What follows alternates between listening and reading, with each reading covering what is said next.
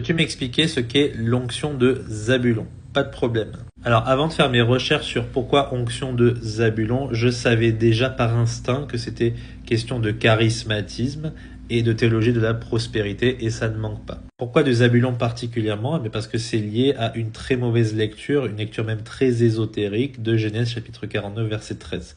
Zabulon habitera sur la côte des mers, il sera sur la côte des navires, et sa limite s'étendra du côté de Sidon. Donc tu vois, il y a l'idée de commerce, de transport de marchandises, de prospérité.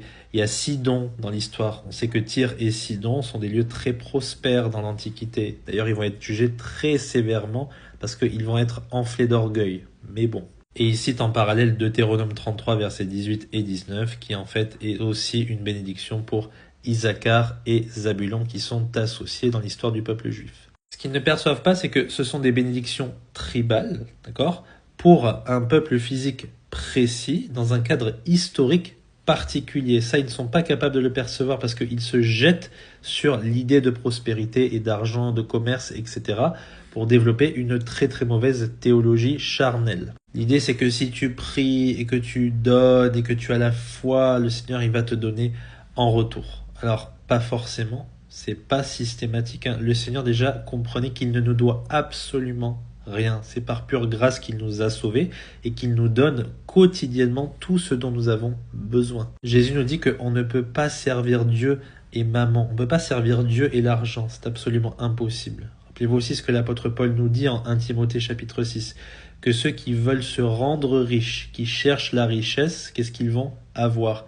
Beaucoup de tentations, ils vont tomber dans le piège parce que la racine de tous les maux, c'est quoi? C'est l'amour de l'argent. Ensuite, dans le Nouveau Testament, on voit que l'onction qu'on reçoit, c'est celle du Saint-Esprit quand on est en Christ. Après, il y a une diversité de dons qui est donnée selon la mesure de la foi de chacun, mais la richesse ne fait absolument pas partie de ça. Faut faire très attention à ce genre de reconstruction judaïsante, en fait, avec des tribus, etc. Ça n'a pas du tout lieu d'être dans le Nouveau Testament. Et quand vous tirez sur le fil, qu'est-ce que vous trouvez?